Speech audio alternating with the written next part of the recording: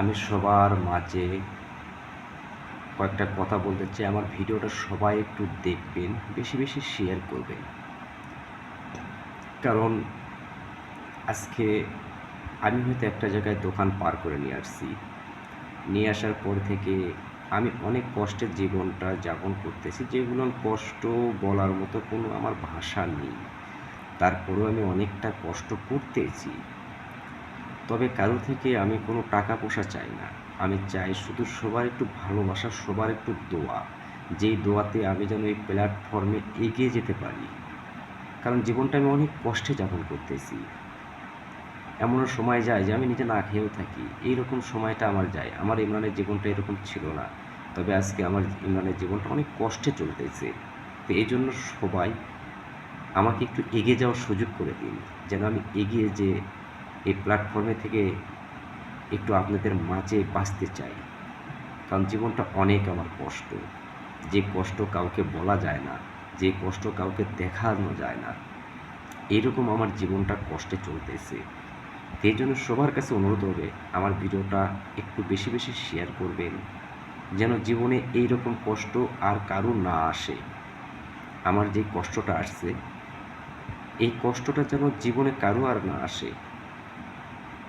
হয়তো আজকে আমার দেওয়ালের সঙ্গে পিঠ ঠেকে গেছে, পিছনে আর কোনো আমার রাস্তা নেই। তারপরেও আমি আমার জীবনটা যাপন করতেছি। তো সবাই আমাকে একটু হেল্প করবেন, যেন আমি প্ল্যাটফর্মে আগাইতে পারি। আমি এরকম কষ্টর ভিডিও করতে চাই না, কিন্তু আজকে কষ্টর কথাগুলো আমি এই ফেসবুক বন্ধুদের কাছে বললাম যে সবাই আমাকে একটু ভালোবাসা দিয়ে এগিয়ে দিন। কারো কাছে আমি টাকা পয়সা চাই এগাইতে চাইতেছি না। কারণ জীবনটা আমার অনেক কষ্টে চলতেছে রে ভাই, অনেক কষ্টে। এই জন্য সবাই একটু আমাকে আগে যাওয়ার সুযোগ করে দিন। আমার জীবনটা অনেক কষ্টে যাইতেছে।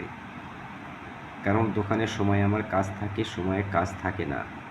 তো এই জন্য আপনাদের কাছে আমার একটা অনুরোধ রবে, আমাকে একটু এই প্ল্যাটফর্মে আগাতে সুযোগ করে দিন, যেন এখান থেকে আমি 2টা টাকা কামাই করে আমার জীবনটা আমি যাপন করতে পারি।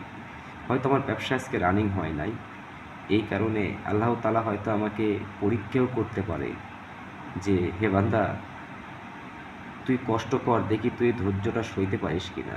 কিন্তু আমি ধৈর্য সইতে সইতে এখন ধৈর্য আমার একদম ইয়েতে পড়ে গেছি। কিন্তু তারপরেও আমি ব্যবসা থেকে সরে দাঁড়াতেছি না। যে আজকে হয়তো আমি কষ্টতে আছি, 2 দিন পর আল্লাহ আমাকে অবশ্যই সফল করবে। তবে আপনাদের কাছে আমার একটা অনুরোধ থাকবে, আমার ভিডিওটা একটু লাইক, কমেন্ট, শেয়ার বেশি বেশি করবেন, যেন সবার মাঝে ভিডিওটা ছড়ে যায়। আর এইরকম কষ্ট যেন কারোর জীবনে না আসে। এতটা আমি কষ্টে আছি, এরকম কষ্টে যেন জীবনটা কারো না আসে। এটা আপনাদের কাছে আমার একটা অনুরোধ, যে সবাই ভালোভাবে চলবেন। কিন্তু আমার জীবনে যে কষ্টটা নামে আসছে, এই কষ্টটা আমি কাউকে দেখাইতে পারতেছি না, কাউকে বুঝাইতে পারতেছি না। কারণ আমার বুকটা চিরে যাইতেছে, কিন্তু এই বুকটা আমি কাউকে দেখাইতে পারতেছি না যে আমার কীরকম কষ্ট। কাউকে দেখানোর মতো আমার কোনো ভাষা নেই।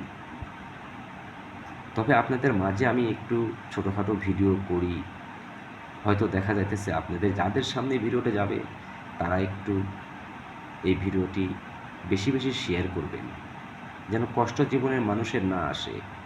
আত্মীয় স্বজন তো দূরেই থাকলো, আত্মীয় স্বজন তো কেউ পাশে দাঁড়ায় না। শুধু আত্মীয় স্বজন আছে নামে, কামে একটা আত্মীয় স্বজন নেই। কারো আত্মীয় স্বজন কামে নেই, শুধু নামে আত্মীয় স্বজন। তারা কোনো দিন বলল না, এই যে আমি আজকে ব্যবসা পার করছি 2 মাস 2.5 মাস হইল, কোনো দিন তারা বলল না যে দেখি তোরা একটু খোঁজ নি। আমার ভাই বোনের কথা তো বাদই দিলাম, তারা তো মানুষ না, তারা হলো জানোয়ার। জানোয়ার হলে আমার ভাই বোন আমার খোঁজ নিত, যদি জানোয়ার না হতো। জানোয়ার বিধায় তারা খোঁজ নেয় না যে আমার ছোট ভাইটা কোন পরিস্থিতি আছে একটু দেখি। কেউ খোঁজ নেয় না ভাই। তবে আজকে মাথায় আমার তেল নাই, এই জন্য আমার খোঁজ কেউ নিতেছে না। আল্লাহ তালা আমাকে ইনকে রাখবে না, আল্লাহ তালা আমাকে এক সময় গোছে তুলবে, কিন্তু কাউকে আমি ফিরাবো না।